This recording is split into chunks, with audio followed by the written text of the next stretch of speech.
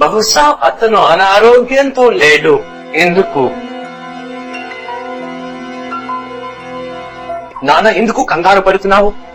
మీరు బాగానే ఉన్నారా? వికాస్ కొడుకు ఆరోగ్యం బాగానే ఉంది, కానీ పెద్ద సమస్య వచ్చింది. మా లోడ్ చేసిన ట్రక్ హైవే పై బోల్తా పడింది. పోలీసులు మా సిబ్బందిని చాలా వేధిస్తున్నారు. పబ్లిక్ కూడా ఉన్నారు. నేను వెళ్ళిపోతాను అని అనుకుంటున్నాను. పాపా, నేను అక్కడ ఉన్నా, నువ్వెందుకు వెళ్తావు? సరేనా కొడుకు, అయితే ఈ రోజు నీ పెళ్లి రాత్రినా? పాపా, ఈ విషయాలన్నీ చింతించకు. పాపా, రాత్రి ఇలాగే ఉంటే పదే పదే వస్తూనే ఉంటుంది. కంగారు పడకు, సరేనా? దీపా, దయచేసి నా బ్యాగ్ ఇవ్వండి.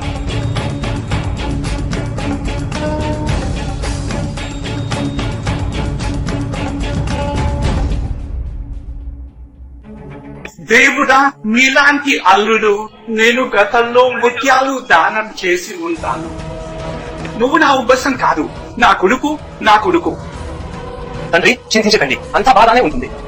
కానీ దీపా, నేను చేరుకుని కాల్ చేస్తాను.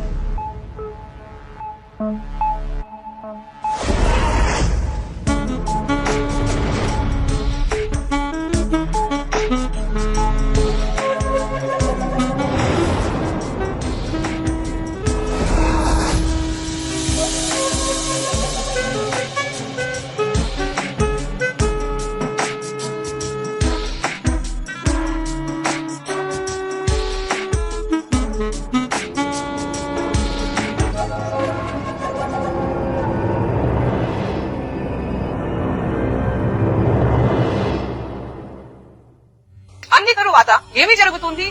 ఒక తండ్రి తన కూతురితో ఇంత నేరం ఎలా చేయగలిగాడు? మరి అలా చేయవలసి వస్తే తన చిన్న కూతురిని ఎందుకు పెళ్లి చేసుకున్నాడు?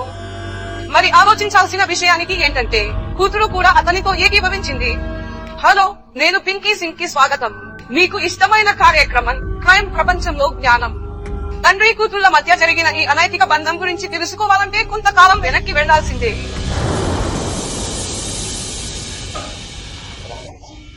రామ్ చరణ్, అసలు కంగారు పడకండి, ఏమీ జరగదు. రామ్ చరణ్,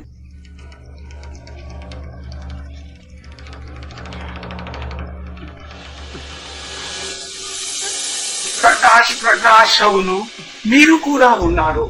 నా కొడుకు పీకుంది, మీ ఇంటి దగ్గర ఉంది. చింతించకండి. రామ్ కిరణ్,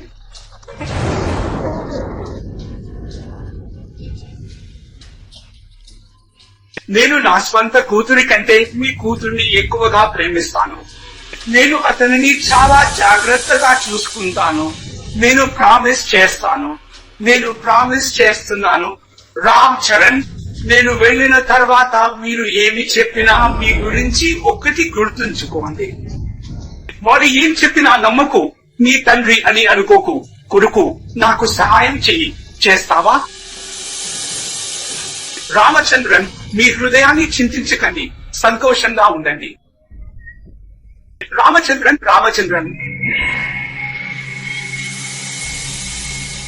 కొడుకు, ఏనుగు చనిపోయిన వారిని తిరిగి తీసుకురాదు. బదులుగా మీరు మీ స్వంత ఆరోగ్యాన్ని పాడు చేసుకుంటారు. డోంట్ వర్రీ, రామ్ చరణ్ కంటే నేను నిన్ను బాగా చూసుకుంటాను. నోరు మూసుకో.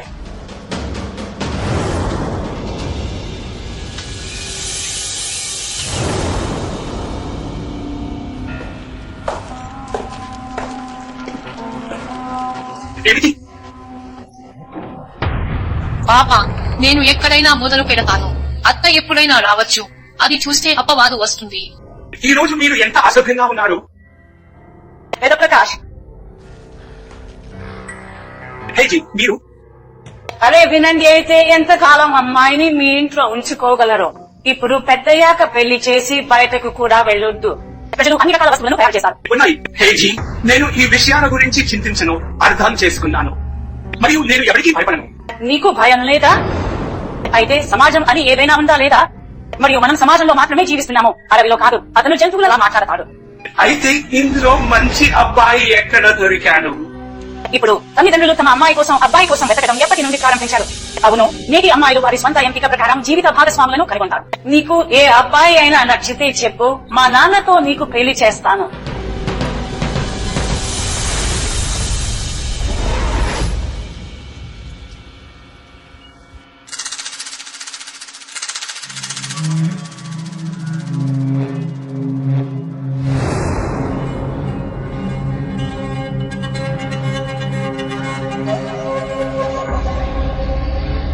దీప అరగంటలో వస్తానని చెప్పింది, ఇంకా రాలేదు. కథలు పంచుకోమని అడుగుతోంది. నువ్వు ఎక్కడ మిగిలి ఉన్నావు?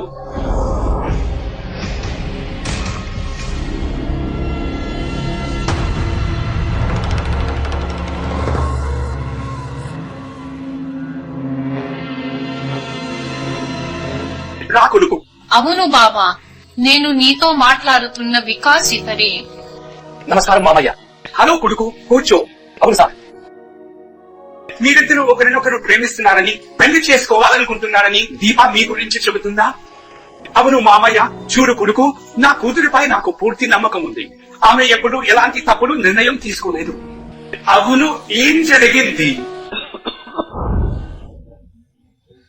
మామయ్య, మీరు బాగానే ఉన్నారా? నేనేం చెప్పగలను కొడుకు, ఇప్పుడు చాలా పాతది. నోయిస్. దేవుడు నాకు అన్ని ఇచ్చాడు. ఒకే ఒక లోటు ఉంది. అందుకే పెళ్లి అయిన తర్వాత నా ఇంట్లో నువ్వు నా కోడలిగా జీవించాలి అని నా విన్నపం.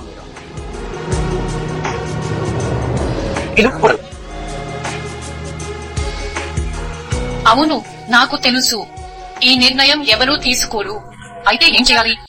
ఆప తరచుగా అనారోగ్యంతో ఉంటుంది మరియు నేను పోయిన తర్వాత అతనిని ఎవరు చూసుకుంటారు మరియు నేను అక్కడ ఉన్నప్పుడు అతను సేవకులను కూడా నమ్మలేడు. మీరు చెప్పింది నిజమే అంకుల్. అంకుల్ మాత్రమే పాప. చెప్పు పాప. వచ్చే వారం నేను మీ ఇద్దరిని ఎంతో వైభవంగా పెళ్లి చేసుకుంటాను. నాన్న వద్దు, మేము రిజిస్టర్ మ్యారేజ్ చేసుకుంటాం. ఎందుకు? అంతే.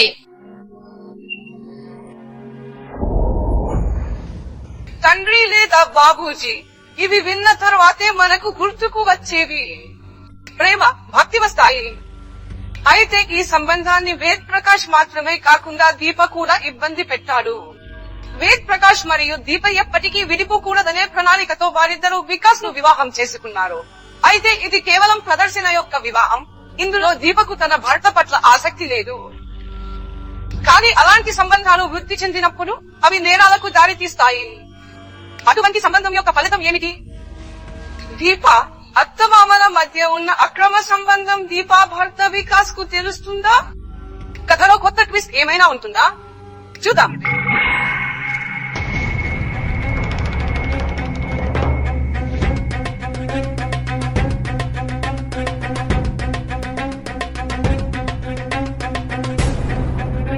ఈ వ్యక్తి ఎవరు? ఇది నా మామగారు మరియు ఈ ఇద్దరు నా భార్య దీప మరియు ఆమె అత్త ఎవరు? ఎవరు చంపారు సార్? వారిని హత్య చేసింది నేనే. లేదు సార్, నేను ఈ వ్యక్తిని హత్య చేశాను. ఎందుకంటే ఈ వ్యక్తికి పెళ్లికి ముందే నాతో సంబంధం ఉంది మరియు అతను ఈ రోజు కూడా చేశాడు.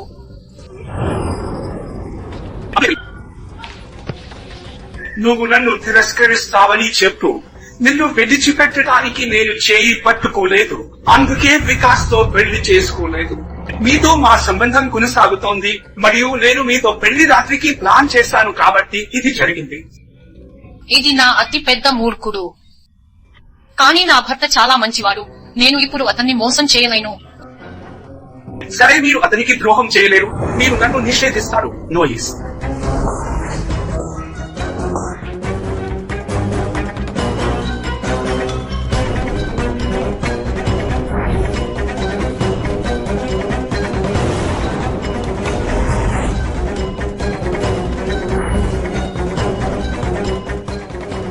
ఆమె ఏమి చేస్తుందో చూడండి.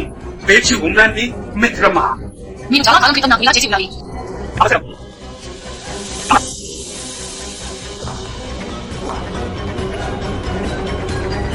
సార్, ఆమె అబద్ధం చెబుతుంది. నన్ను రక్షించడానికి ప్రయత్నిస్తుంది. ఇన్స్పెక్టర్ సార్, నిజమేమిటి? నేను చెప్తాను. నిజానికి ఇద్దరు ఒకరినొకరు రక్షించుకోవడానికి అబద్ధాలు చెబుతున్నారు. నిజమే ఇన్స్పెక్టర్ సాహెబ్, నేను వారిని చంపేశాను అని. ఏమిటి? మీరు అవును ఇన్స్పెక్టర్ సాహెబ్, ఈ రోజు నేను హాల్కి వచ్చాను. తిరిగి రండి. మీరు నన్ను తిరస్కరిస్తున్నారు. మీరు మీ తండ్రిని తిరస్కరిస్తున్నారు. వద్దు నాన్న, నేను ఇప్పుడు మీతో సంబంధాన్ని కొనసాగించలేను. ఇప్పుడు నాకు పెళ్ళయింది, నేను వికాస్ భార్యని, మరియు నేను ఇకపై వారికి ద్రోహం చేయలేను. 900 ఎలుకలను కొరికిన తర్వాత పిల్లి ఈ రోజు నాతో ఏమీ పంచుకోదు. మీతో నా సంబంధాన్ని నేను వీడియో చేశాను. ఇది వికాస్ కి చూపిస్తే ఏమవుతుంది మీకు తెలుసా? దయచేసి ఇలా చేయకండి. సరే, ఈ రోజు మీరు మీ గదిలో ఏమి చేస్తున్నారు?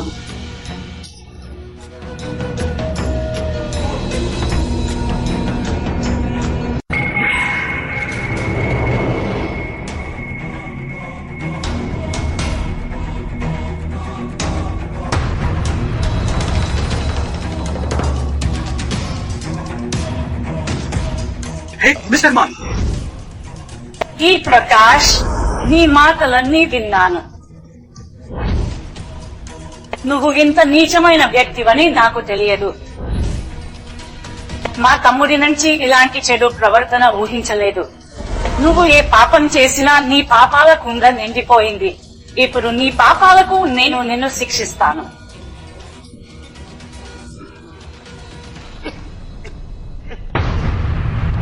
నువ్వు హత్య చేశావు, దానికి నీకు శిక్ష కూడా పడుతుంది. దీన్ని తీసివేయండి. గోవా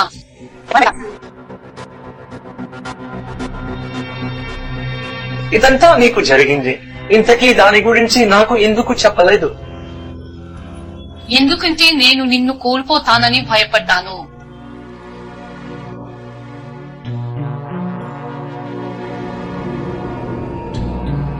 హలో రమేష్, వెంటనే మీ నివాసానికి పంపండి. స్నేహితులారా, మనం తరచుగా చూస్తూనే ఉంటాం లేదా వింటూ ఉంటాం. రక్త సంబంధాల కంటే బంధుత్వాలు స్వచ్ఛమైనవి, కానీ వేద్ ప్రకాష్ వంటి వ్యక్తులు వాటిని కళంకం చేస్తారు. పాపం యొక్క పరిణామాలు ఎంత భయంకరంగా ఉంటాయో వారు మరచిపోతారు. వేద్ ప్రకాష్ చేసిన పాపానికి అతని సోదరి సుమిత్ర శిక్ష విధించింది మరియు అతను నేరస్తుడిగా మారాడు. సమాజంలో జరుగుతున్న అక్రమ శారీరక సంబంధాల ఫలితంగానే మనం మన విలువలను మరచిపోయినప్పుడు అలాంటి సంబంధాలు ఏర్పడతాయి లేదా అభివృద్ధి చెందుతాయి. కావున సమాజంలో ఇలాంటి సంఘటనలు జరగకుండా మీ విలువలను మరువవద్దని మీ అందరినీ కోరుతున్నాను. తదుపరి ఎపిసోడ్ లో ఉత్తేజకరమైన కథనంతో మిమ్మల్ని మళ్లీ కలుస్తాను. అప్పటి వరకు అప్రమత్తంగా ఉండండి, సురక్షితంగా ఉండండి. జై హింద్, జై భారత్.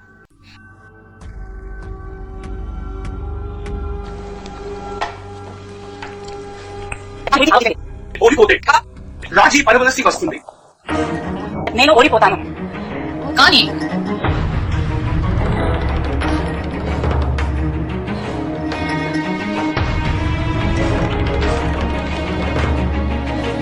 మీరు చెప్పారు రుణం తీసుకోరు, మరియు మీరు మళ్ళీ తీసుకున్నారా?